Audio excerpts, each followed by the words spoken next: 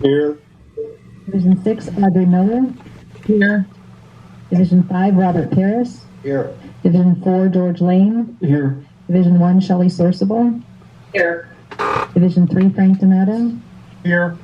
Division 2, Keith Dias. Here. Dwayne Chisam. Here. James Markman. Here. I'm here. And Holly Hughes present.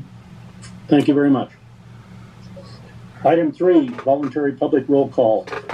If any member of the public wishes to introduce themselves, please feel free to do so now. Hi, Keith. John Joyce from the Acton Alcadoce News. Hi, John. Hi. White Fence 3, Jack Cephas. Hi, Jack. John Euclid, the Antelope Valley Mutual Group. Welcome, John. Hi.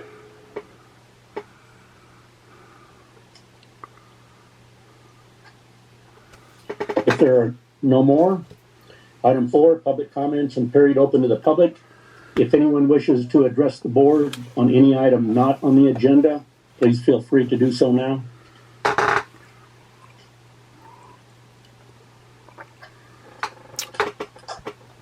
If there are none, we'll move along to item 5. Do I have a motion to adopt tonight's agenda?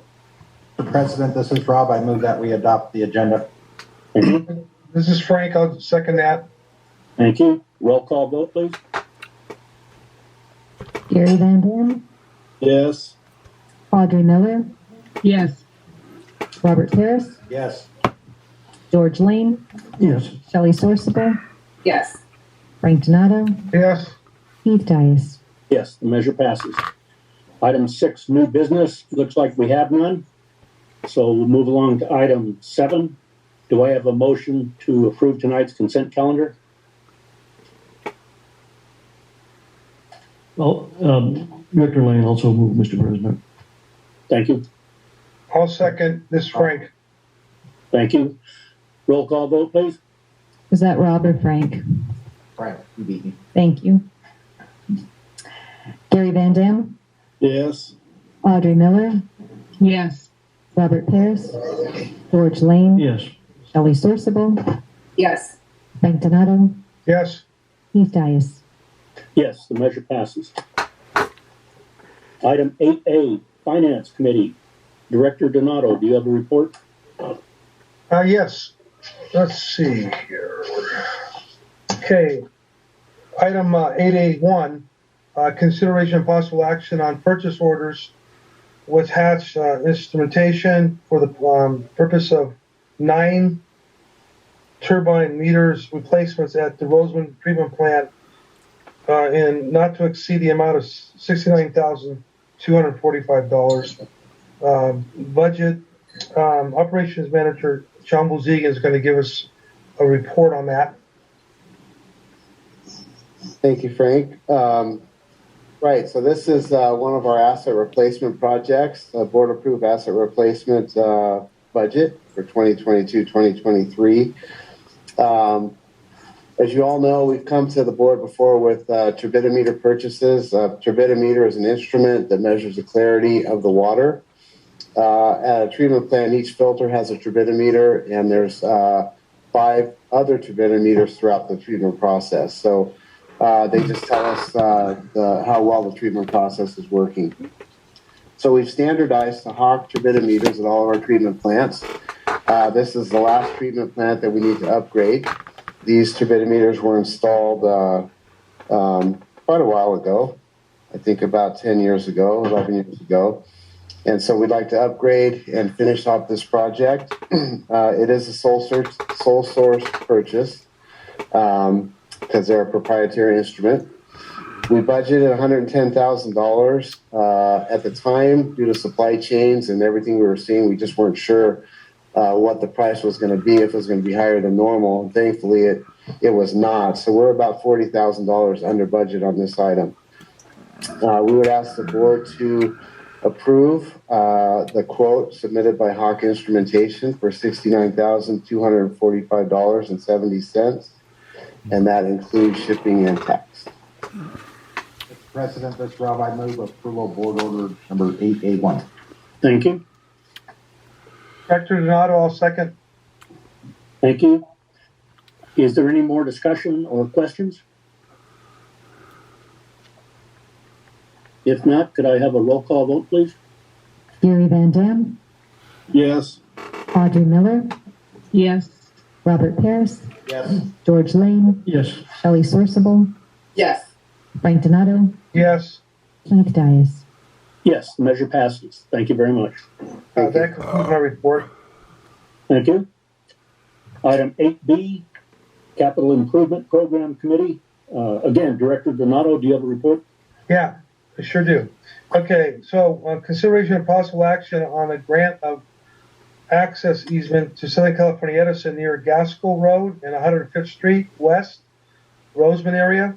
Our engineering, Justin Livesey, will go ahead and give us an overview on that. All right, thank you, Director Donato. Good evening, President Dias and members of the board. Brief presentation here for us. Director Donato did a good job of introducing this item. This is for a Southern California Edison easement in the vicinity of Gaskell and 105th Street West in Roseman. So just to get everybody a little bit further oriented, you can see on the screen here, we've got Gaskell running east and west here, and then 105th Street West going north and south. The purple line that hopefully you can see running through the middle of the screen here is our west feeder pipeline that takes raw water from our Fairmont turnout from the aqueduct over to the Roseman water treatment plant.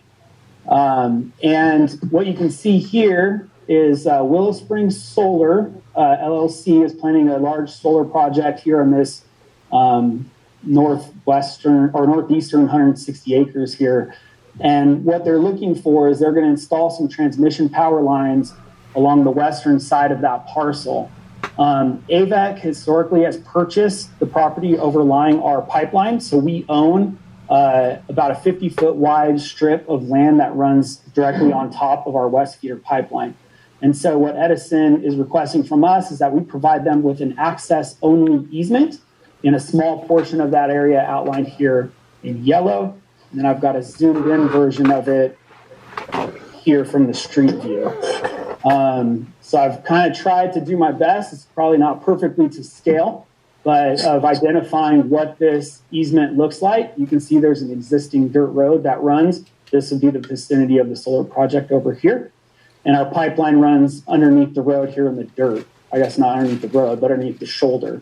You can see a little bit of an agricultural vault that exists right here from the west feeder pipeline. So they're seeking a 21-foot wide by 50-foot easement. So we own the 50 feet from here to here and continuing in the east and west direction. So they're just looking at a 21-foot wide strip of that to be able to drive through onto this dirt road. So they provided us with the easement language. The Capital Improvement Committee and staff discussed this.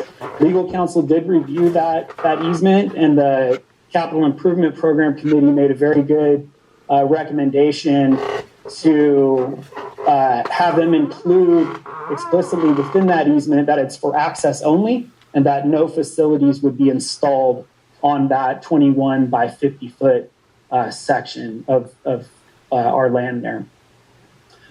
So they did incorporate that into the agreement. Legal counsel reviewed it and they found that to be acceptable. And SCE has provided us with the exhibits and legal descriptions which would go along with that easement document. And they also sent us an offer letter for $1,000 to grant this easement to them.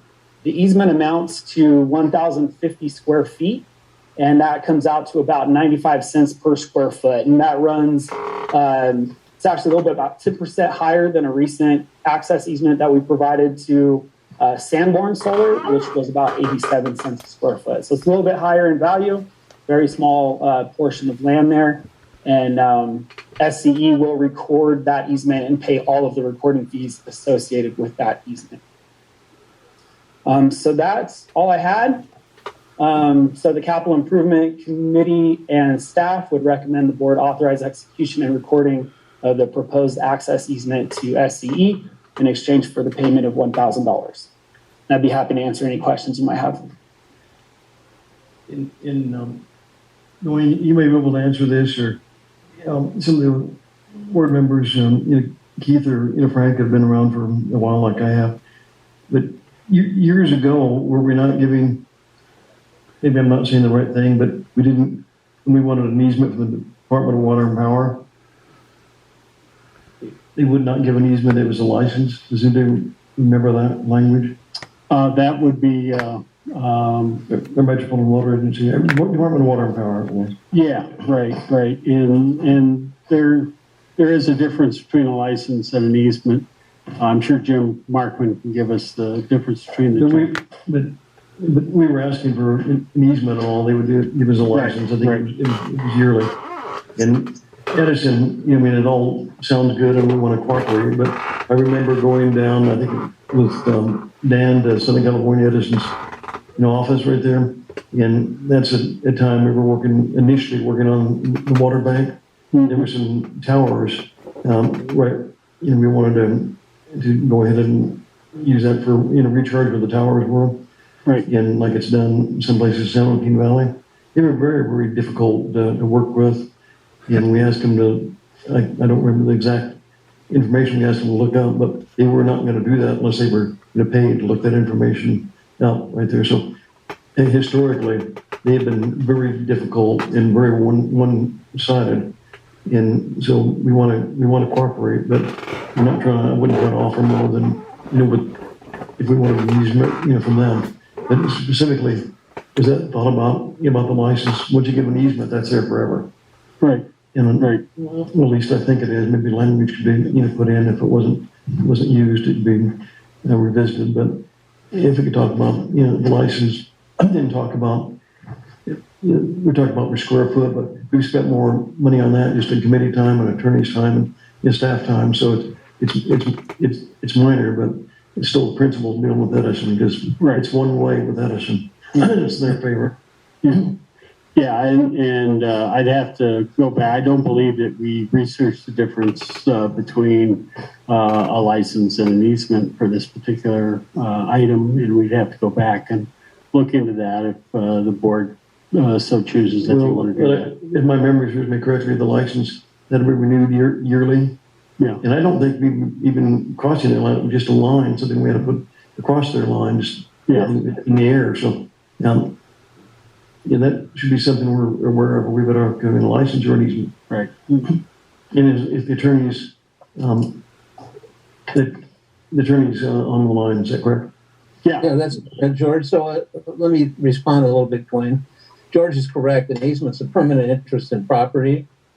There's a permanency to it, and the only way you can ever get rid of it is with a lawsuit, essentially, that shows that the easement's being exercised in a way that interferes with your fee title, which here is probably almost impossible unless they were doing something that or impeding you from servicing the line that would be underneath their easement, since you have the water line going through, and this is just an access easement.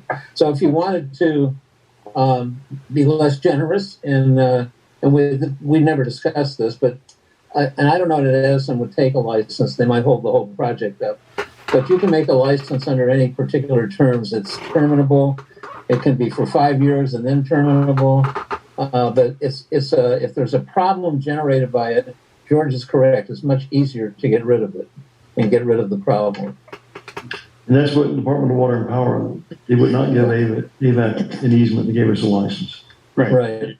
City of Los Angeles. Frank, Department of Water and Power. Okay. Right. Frank or Keith, do you remember that? Yes, I do, George. Oh, I'm sorry. Who you talking? Was it Keith or George, Frank you're talking? What was that, Frank? I'm sorry. Were you asking me that question? Yeah, I'm just if you remember that about the license. Yeah. Well, and when we created that easement, it's all started back with then it was called Kaufman and Broad. They were wanting to do something. They wanted to pave over our line up there going up Goldie Hill, and we said they couldn't do it. And then we came out with this. But something just came to my attention when you said that, George, is that there's got to be a nominal fee, not something that is going to cover our attorney. I mean, $1,000, and with all staff help, when they ask for an easement, it's got to be, it should be over $1,000 for all this. I can't believe that Jim can read that in 1 minute. If this was the other way around, I guarantee it'd be a lot more 1,000 if you're asking. Something other than that. Actually, my partner worked on this because I was on vacation. So Bruce Galloway's worked on this with Justin. Right. So anyway, so George, what are you trying to say? Are we saying we should only give them? Well, aren't they running? This is an overhead line they're running. Is that correct, Dwayne? No, this is just access. So it's just to be able to get into the property. When the Department of Water and Power wanted to cross Avek's easement, there was an overhead line, and that's what. Well, that's an interesting point, George. When we wanted to cross Department of Water and Power's easement, an overhead line, they would not give it to us. It was an easement. So now I'm not saying, and I wouldn't object to this. It's fine. It's such a minor item. But I just think we need to be aware of that, and that needed to be part of the discussion. Sure. And so at least we're not saying, I wish we would have known that. So I wish we'd have known, we could have given a license. So, but anyway, it's minor, then it's not a big deal. But I think we should be aware of it. If that's what we want to do, and the easement's fine with me. But in items like this, I wish we could have said, well, gee, we could have done this, we could have done that. But in this case, we think the easement's fine, and we think the $1,000 is fine. Yeah, I think in the future we'll look at the license provision as an option. But the $1,000, we know that's not, Yeah. We know that's not proper. If you don't look at it for whatever, how many square feet it is, how much per square feet, is it just minimum of just staff cost, attorney's cost. Right. Do you have a recommendation on that, Dwayne? Yeah, I think that I think for this one it's such a small amount, and the attorney fees are included in our retainer amount, so there's no additional cost to the agency. I understand that they still should compensate us for that. That's not how you so that's no, I understand that. But I mean, I'm just giving you the reality of what actual costs Avek was incurring. So as a consequence, it's up to the board. I could go either way. If you want to go back to Edison and say that we want to recoup all of our costs, and here's what we calculate those costs to be before we move forward, we can do that. I'm sure that they'll probably go along with that if you want to do it that way. I don't really have any direct connections with Edison, like Avek, does occasionally when we're asking for something. Right. And if we were asking Southern California Edison, what would the scenario be? Are they they're gonna charge? But there's no time and. Yeah, I don't know about what their policies are with regards to crossing their facilities. I know that LA Department of Water and Power is very difficult to work with, and you mentioned them, and they are very difficult to work with. I think Edison can be equally as difficult. I know that we aren't allowed to put water over the, next to the transmission lines like others have, but that was a little bit before my time, so I wasn't involved in those discussions with Edison. But historically, both PG&E and Edison are slow, bureaucratic organizations. But I'll repeat, you just talking about we can't put water across the lines, but I was done a meeting and it was some minor thing, we wanted to research, but they were not going to do that without paying several $1,000s staff time to research it. Right. So. This is Director Percival. I think it would be fair to ask for the $1,000 in exchange for the easement plus our staff costs and attorney fees.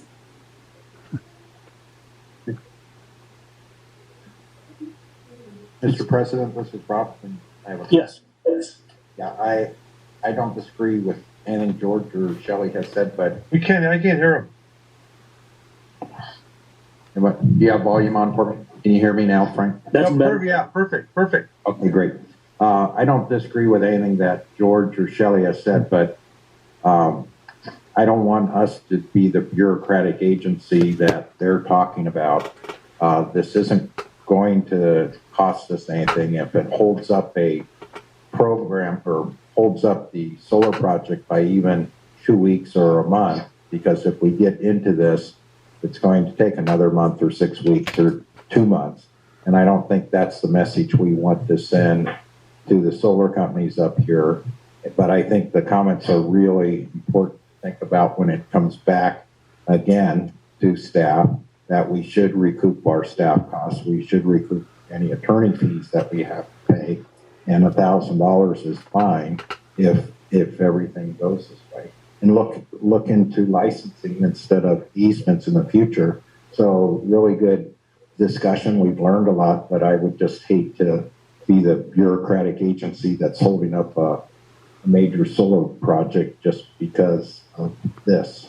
So with that said, I would move approval of board order 8B1. Thank you. I'll second. This is Shelley. Thank you. Any more questions or discussion? I would like to make a comment, Director Donato. I have to say, from talking to staff, I know it's really not totally pertaining to this, but I've heard Edison has been very aggressive in helping us get power to our high desert water bank. Is that correct, staff? Yeah, matter of fact, we can, one thing I can tell you a little bit about, we did receive a report last Friday from Edison on costs for delivering power to the High Desert Water Bank, and it's come in several tens of $1 million below our budget. So we have that particular arrangement seems to be working fairly well. How much? How much? Tens of millions of dollars below our estimate. Well, somebody made a mistake.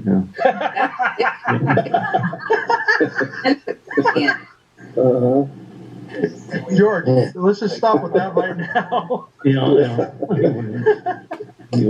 So it is considerably below what we thought it'd be to bring power into the High Desert Water Bank. So, but their attitude towards working with us has greatly improved over the years, hasn't it?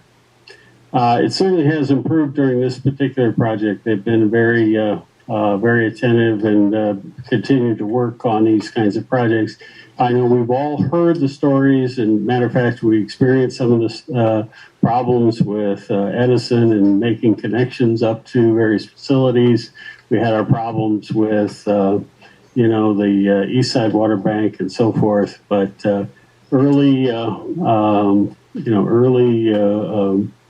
contact with Edison and continuing, constant prodding along with Edison has really helped us out on High Desert Water Banks. So we're in pretty good shape there. So. And I'd just like to say, George, that the fact that Southern California Edison has been so cooperative. Keith Dias. Yes, the measure passes. Thank you. Anything further, Director Donato? No, that concludes that report. Thank you very much. Item 8C, Water Master Committee. Director Paris, do you have a report? Yes, I'll have Matt do the report for us. All right. Thank you, Director Paris. Good evening, board members.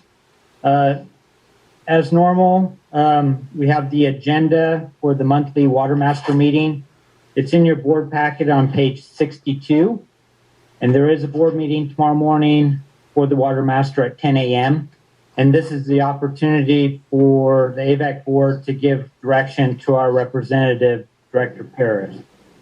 So I'll hit the highlights of the agenda for tomorrow. There's a public hearing and an action item to consider amendment to Section 6 of the Antelope Valley Water Master Rules and Regulations.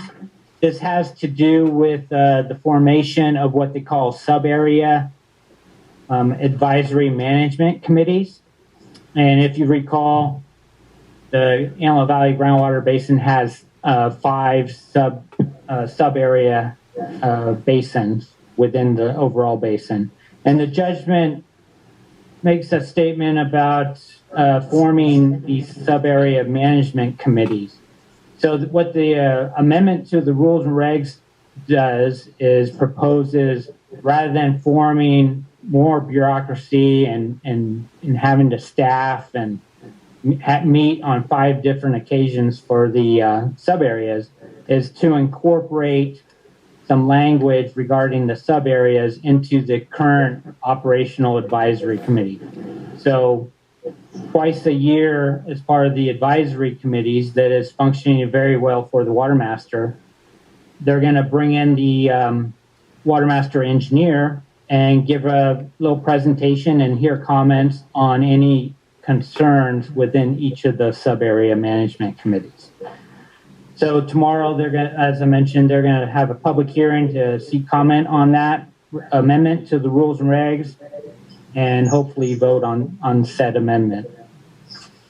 Moving on, there's also 2 new single-family residential parcels that are seeking new production applications. They each are requesting 1.5 acre-feet per year of production, pretty minor. These are new single-family residents, so they didn't exist prior to the judgment, therefore need to go through the process for a new production application.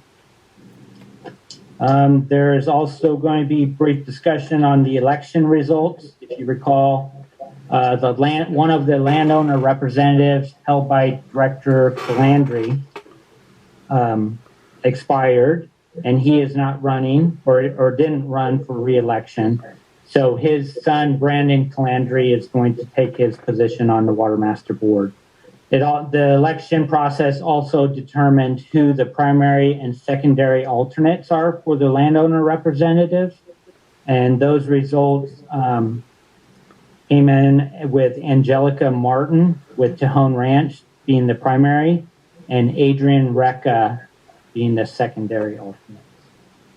And then lastly, we're going to have continued discussion regarding the selection of the new Antelope Valley Water Master Administrator.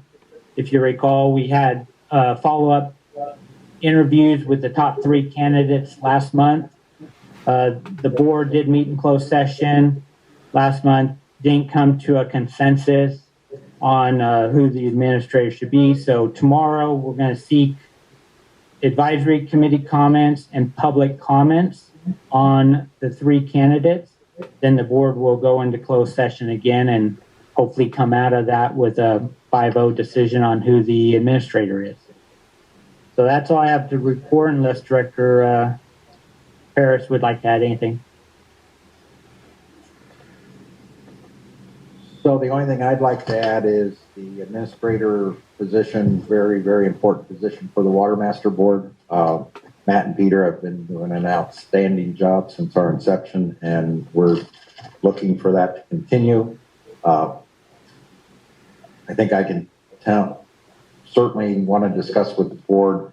I've been through, 2 interviews with everybody now, and talking to our committee, I can tell you my choices, but I'll also say that any one of the 3 that we have right now would be able to do the job as administrator. I think any one of the 3 would do a very good job.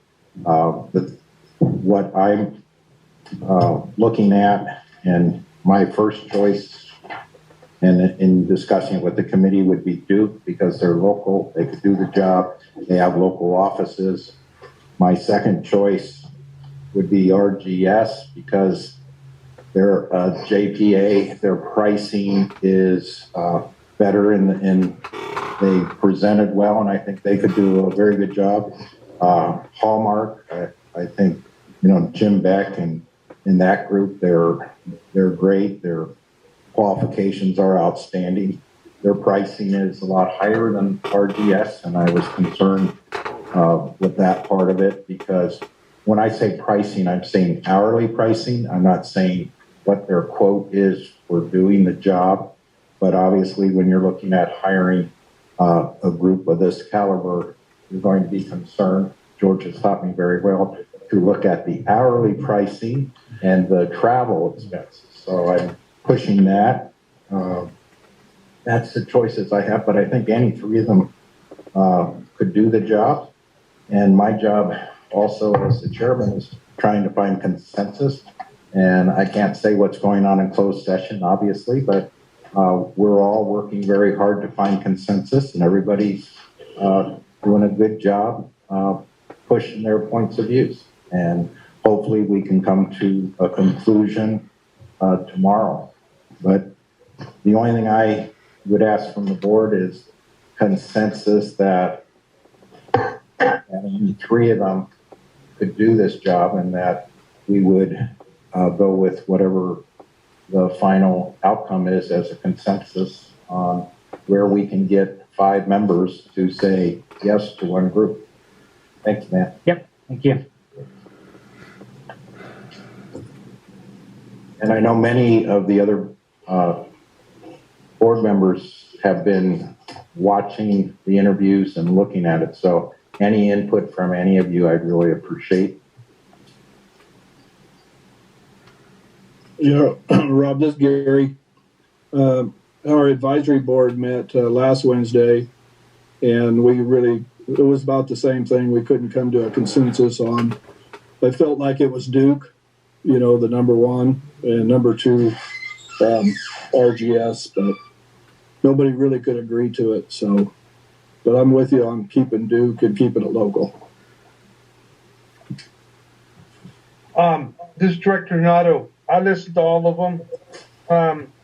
They're all very educated and have experience, but I agree with you, Gary and Rob, on the on Duke. I think that I think they'll slide in very, very easy, and with the local experience and knowledge, I think it would be the best way to go. That represents the Antelope Valley. And Director Lane, Rob, just a question of you. If there's not a consensus I think under the bylaws or the agreement, it requires unanimous vote. If there's not, what happens? So my understanding, if we can't reach consensus, and consensus in the water master world is 5, and I am proud to say in all the years we've been working with the water master board, there has been nothing we have not been able to find consensus with, and making some real, with our attorney or water master engineer, a lot of issues that have come up, and we've always found consensus. But my understanding from our attorney, if we don't find consensus, then this would go to the judge to make the ultimate choice. My feeling is that's the last place I want to send this decision to, and this is a group that has worked really well together. As they certainly have had disagreements in the past, and we've always been able to find consensus. So, well, finding consensus, somebody's going to have to give, and I'm not so sure it should be as it would give if we have 3 or 4 people, one director and 1 or 2, people in one another one. And some of the people, I think, they've been described as a bully. So I'm not sure if that's the correct or not. But anyway, when you say bully, who are you saying on the board, or are you saying one? Well, some people want it their way or no way. Oh, I see what you're saying. And so I'm not sure we should be the one that gives on that. I can't disclose what goes on in closed session, but I can tell you that everybody is working professionally and working towards a solution. Yeah, that's not it, Rom. Somebody's going to have to give on this. And so is it going to be us or somebody else? Well, and I don't think we should be the one to go. We represent a lot of the Antelope Valley. And this is Director Sourceable, and I sat in on, I agree with you, George, but I sat in on all the interviews, and I think if we chose Duke or the second group that you mentioned, we couldn't go wrong. I think either one of them will do an outstanding job. I'd like to keep it local with Duke Engineering, but if that's not possible, then I don't think we would have any, it wouldn't be any harm to have the other organization. They have their act together. They have good backup systems. So that's Shelley, when you say the other group, that would be RGS? Yes. And this is Director Miller. I also listened to most of the interview. I liked Duke, and I do like to go local. RGS seemed to have a lot more experience than Duke, but I think either one would be good representation for us. And Audrey, putting you on the spot because I'm going to be put on the spot. What's your feelings about Hallmark? I'll have to say the last one I listened to a little bit, but I had another meeting I had to go to, so I didn't get to hear the whole presentation. Thank you. Mm-hmm.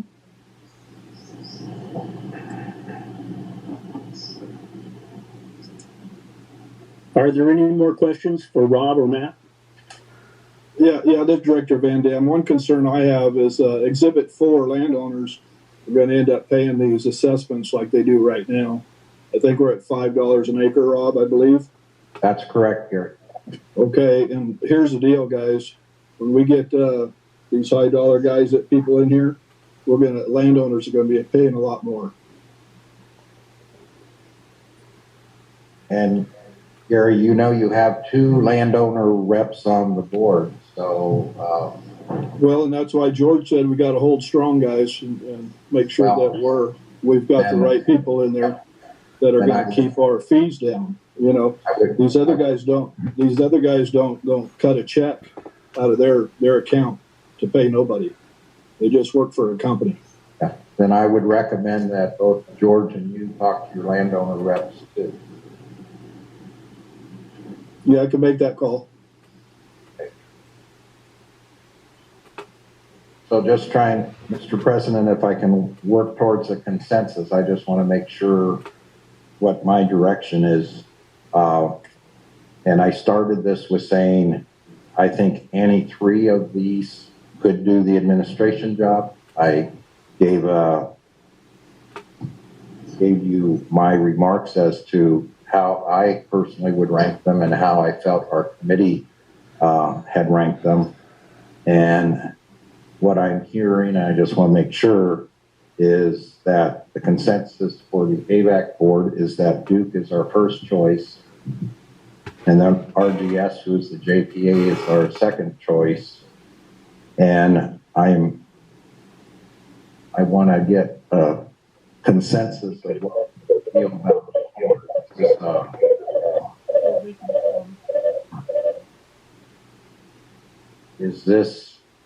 what is the board's direction regarding Hallmark if we're trying to reach a consensus? That's a good question, Rob. Mr. Markman. Yes. Would it be appropriate for us to poll our board members or ask for a board motion? Yes, because of the agenda item is possible action, advice given to your representative on the Water Master Board. That's exactly what this is. So, I don't think there's anything inappropriate about that. Thank you. Keith, Rob, do you want to make a motion? Keith, this is John Eucasted. May I speak? Sure. Yeah. First of all, what's wrong with Hallmark? And I don't agree with Gary Van Dam. Okay, I think there's definitely a conflict of interest, a strong conflict of interest with Duke Engineering. I think they're nice people and everything else, but I think there's a very strong conflict of interest there. Okay, Duke or Hallmark is the most qualified one. I don't agree, and I don't think a number of the people on the advisory board don't agree with Gary Van Dam either about Duke. So I don't know that you guys are getting the straight story. Well, thank you for your comments, John. You're welcome. This is Gary Van Dam. I'd like to make one comment on Hallmark. I believe Hallmark's involved in Cuyama Valley with some of the carrot growers. So there's also going to be always somewhat of a conflict. Thank you, Gary. Well, Rob, how would... I just want to, say again, I sat through those interviews twice now, and I sincerely believe that any three could do this job. And maybe, certainly don't want to put staff on the line, but we've gotten feedback from staff actually, had them work with us on getting their comments because they've been running this for so long that I thought their comments were real important to the board. So I personally feel that all three of these are well qualified. My separation between RGS and Hallmark was the hourly pricing with Hallmark's consultants versus RGS. And Matt, you might help me with this, but I think the hourly pricing was almost double or very close to that. Yeah, for certain individuals on their team. Right. So on RGS, they were, I think all the staff was below 200 or 175 per hour. But I would say Hallmark, their qualifications are outstanding. They've been in big positions, and I think they would do a good job for us. It's just we have really focused, and Matt Peter has focused on keeping our assessment below. We're at the $5 level. No one thought it was possible, and we have made it to this point with keeping that assessment. And as Gary says, that we look, the Water Master Board is well attended by the landowners, and I hear the message loud and clear: keep our assessments as low as possible. And that's my only worry. But at the end of the day, the landowners have two representatives on the Water Master Board, and whatever they, they're representing that constituency. We are not. We're representing, what would be certainly the best for our taxpayers, the best for this valley, and all three of these could do the job. The question at the end of the day is, to me, real difference between RGS and Hallmark is pricing. Duke is number one because I believe they can do the job and they're local, and I like to keep as much work local as we can. We have for years had to go outside of this valley and spend taxpayers' money for people outside of this valley. If we can have good local people do it, I think we should do it. I think that's what we should do on this board. I think that's what we should do on any board I'm on. But that's my feelings. I don't think we, as a board, should draw a line in the sand on any one or two or three personally. I think we should fight for what we want and try to get the best consensus based upon where we're at. But at the end of the day, any three of these could do it. And if the landowners strongly feel that, this is going to raise their rates, I think they should really talk to their landowner reps about that. To a closed session tomorrow, being restricted on how this has to line up. And I understand what George is saying, and if I thought that any one of these groups was not qualified, I would say the exact same thing. No, we shouldn't do it. But I think all of them have proven that they're qualified. So that's my feelings. Thank you, Rob. Rob, this is Gary Van Dam, real quick. I agree with you as far as Duke. The other good thing about Duke, and we all have to consider this, is he's going to have an office set up here in Lancaster or the Antelope Valley somewhere, and which he already has one, I believe. And we can walk in there and talk to him. Hallmark, RGS, can't do that.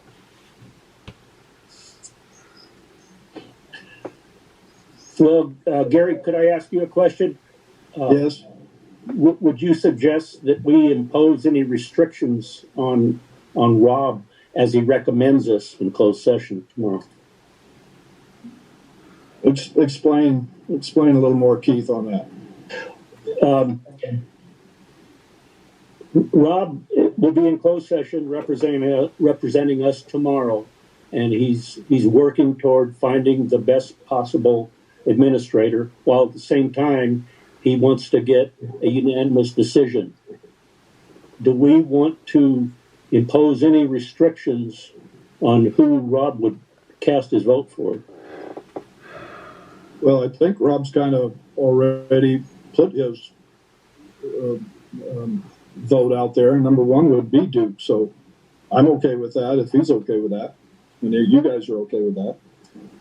Well, do we want to permit Rob to vote for one of the other two, if necessary, to achieve a unanimous decision? I would agree with that. What's the board think? Does any board member want to impose restrictions on how Rob votes tomorrow? Mr. President, just let me respond to that. How long have we been running? Since 2006 or 2016. 2016, so almost 7 years. The Water Master Board has always reached consensus. The board Avek has never imposed a restriction on how I should vote. I've always gotten consent and advice, and we've had our Water Master meetings, but I've never had a restriction. And I believe that I have represented this board as good as possibly I could. And I do not feel that it would be good for our board to impose any restrictions on me. I've given you an idea of, I've ranked who I thought should be the Water Master. I told you why. I will certainly advocate this board's views as strong as I can, but I don't think that it would be good for the board to restrict me from doing what I think is best in a closed session to represent this board in our community. I think you're right, Rob. How do the other board members feel? This is Director Sourceable. I agree. I would like to give Rob the latitude to do what's necessary to get a new administrator over at the Water Master Board. Well said. Anyone else? Yeah, this is Director Van Dam again. Rob, how many years are we talking here? Well, that hasn't been decided, and that's certainly something that can be negotiated. Well, I think that's something that should have been already talked about. Well, if we got somebody in there that we need to get out, well, how are we going to do that? Now, Gary, that's a really good point and something that I absolutely will bring up. I think whoever is chosen, there should be like the first year would be, a 1-year contract that, and then have some way of stopping that contract and rethink this without one person holding it up. So I certainly would advocate for that. And I don't know exactly how we do that because of, how the water boards run, but I certainly can see fighting for a situation where we're not tied to one of these forever and allow one member to say you can't change. To a closed session tomorrow, being restricted on how this has to line up. And I understand what George is saying. And if I thought that any one of these groups was not qualified, I would say the exact same thing. No, we shouldn't do it. But I think all of them have proven that they're qualified. So that's my feelings. Thank you, Rob. Rob, this is Gary Van Dam real quick. Yeah, I agree with you as far as Duke. The other good thing about Duke, and we all have to consider this, is he's going to have an office set up here in Lancaster or the Antelope Valley somewhere, and which he already has one, I believe. and we can walk in there and talk to them. Hallmark, RGS, can't do that.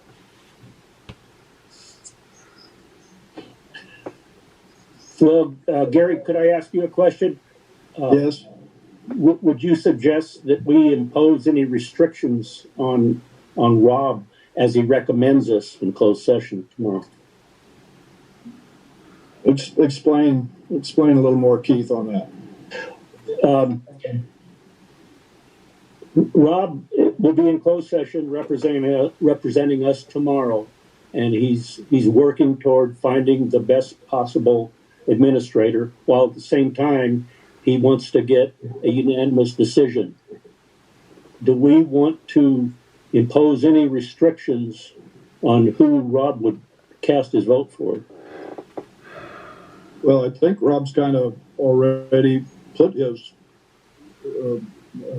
vote out there. Number one would be Duke, so I'm okay with that if he's okay with that. And you guys are okay with that. Well, do we want to permit Rob to vote for one of the other two, if necessary, to achieve a unanimous decision?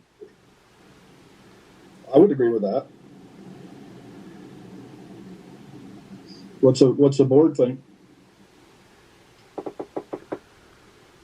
Does any board member want to impose restrictions on how Rob votes tomorrow? Mr. President, just let me respond to that. How long have we been running? Since 2006 or 2016. 2016, so almost 7 years. The Water Master Board has always reached consensus. The board Avek has never imposed a restriction on how I should vote. I've always gotten consent and advice, and we've had our Water Master meetings, but I've never had a restriction. And I believe that I have represented this board as good as possibly I could. And I do not feel that it would be good for our board to impose any restrictions on me. I've given you an idea of, I've ranked who I thought should be the Water Master. I told you why. I will certainly advocate this board's views as strong as I can, but I don't think that it would be good for the board to restrict me from doing what I think is best in a closed session to represent this board in our community. I think you're right, Rob. How do the other board members feel? This is Director Sourceable. I agree. I would like to give Rob latitude to do what's necessary to get a new administrator over at the Water Master Board.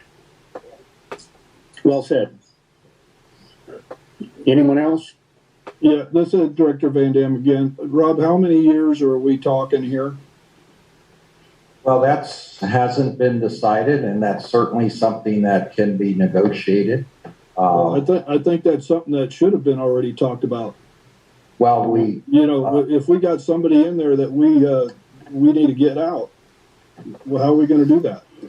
Now, Gary, that's a really good point and something that I absolutely will bring up.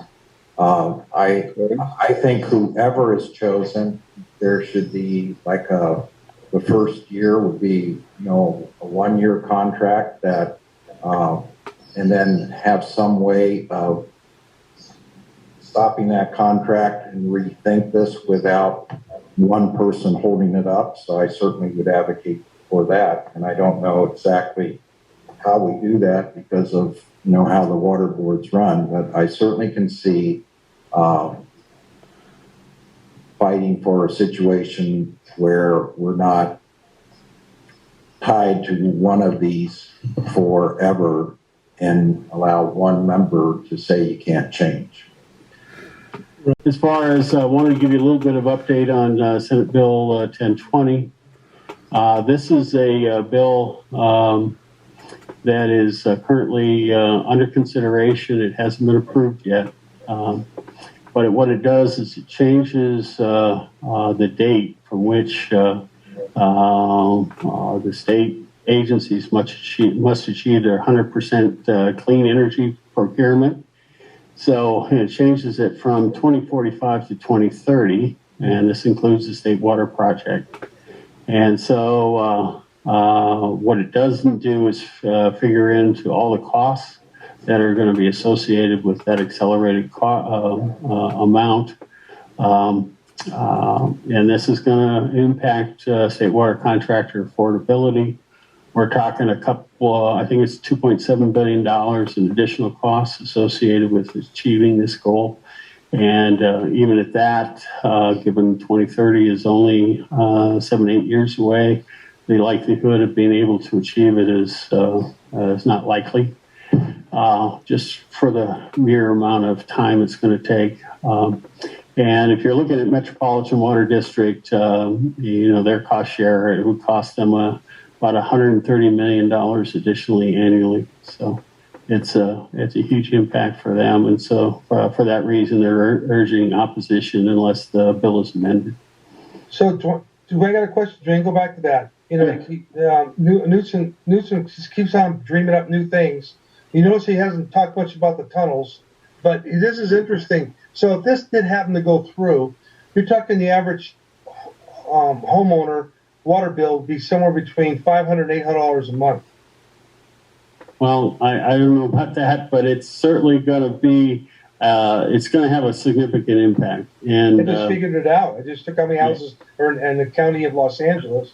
Yeah. It's going to have a fairly significant impact. There's no doubt about it, Frank. And quite frankly, it's not an achievable goal. So I know. And so, but there's still, even to get to 2045 is a considerable amount of expense that's going to be incurred by ratepayers when they have to acquire 100% clean energy, which means that they need to either generate that through solar facilities behind the meter, or acquire, supply contracts and other things. And then we also have the problem of the peak hours and the inability of solar to provide enough supply during those periods to be able to keep the lights on. So, still that's really the tricky issue right now, is trying to figure out, okay, you got all of these supplies that aren't 24/7. They're kind of based on the sun or the wind, as the case may be. And but they don't have the ability. We don't have enough battery storage, nor do we have other type of facilities to keep the lights on during those peak periods, especially when it's really warm throughout the state, like this period here. We're kind of susceptible to blackouts. Also, the grid, the actual Cal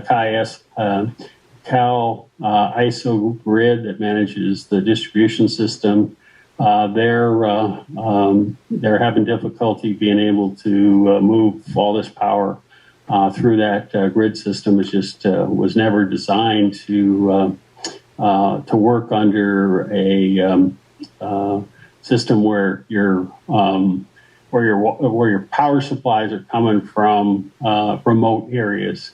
Most of you can imagine this, most of California, they built power plants that were adjacent to the load centers of the cities and various other things, and so that they would have their transmission lines would be shorter and more compact and more economical.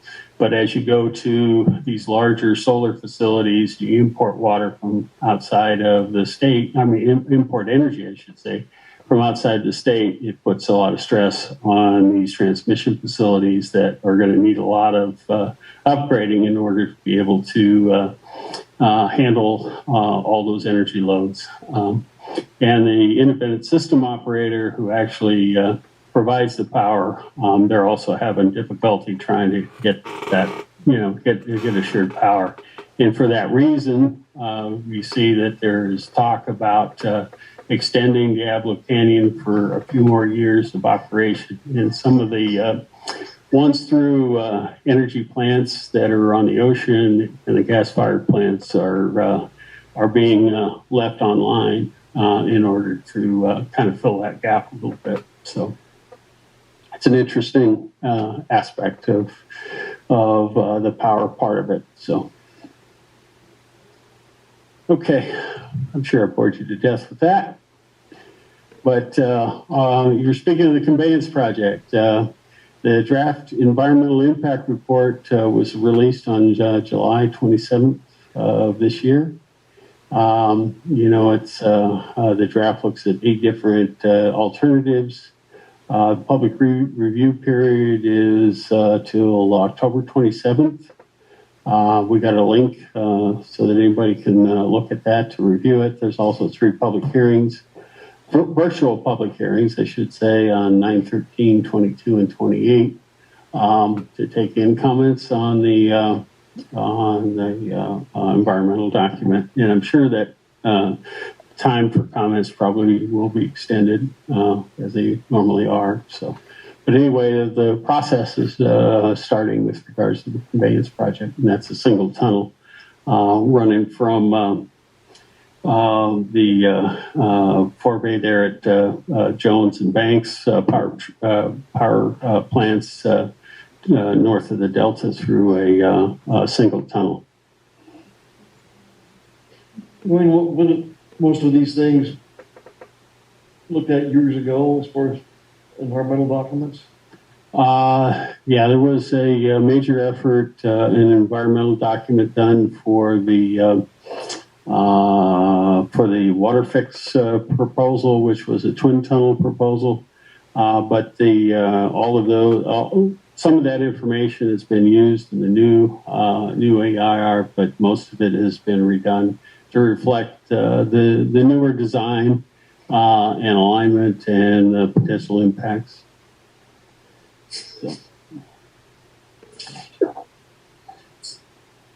So upcoming events and schedules, the AV Water Master board meetings tomorrow at 10 a.m. We're going to have the High Desert Water Bank Cofferdam installation is on Friday on the 26th.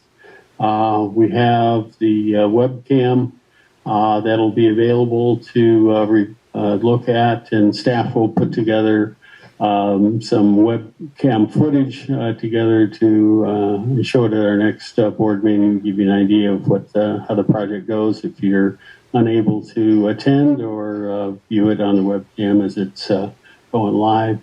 With regards to my schedule, I'll be off the next 3 days.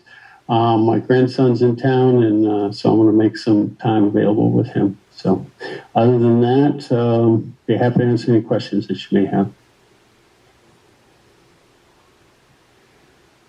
Any questions for Dwayne? If not, thank you very much. Good report. Item 10, are there any directors' reports? If not, item 11, Mr. Markman, do you have a report? No, I don't, Keith. Thank you.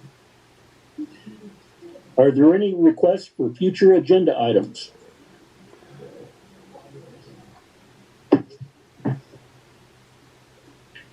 If not, we'll go on. It appears there's no old business tonight. So, item 14. Dwayne, is there a reason to go into closed session tonight? Yes, there is. Item C and D. Okay, do I have a motion to go into closed session for items 14C and 14D? Mr. President, this is Rob. I move we go into closed session for items C and D. Thank you. This is Director Miller. I'll second. Thank you. Roll call vote, please. Gary Van Dam, Yes. Audrey Miller, Yes. Robert Paris, Yes. George Lane, Yes. Shelley Sorsable, Yes. Frank Donato, Yes. Keith Dias. Yes, the measure passes, so Holly will now move us into closed session.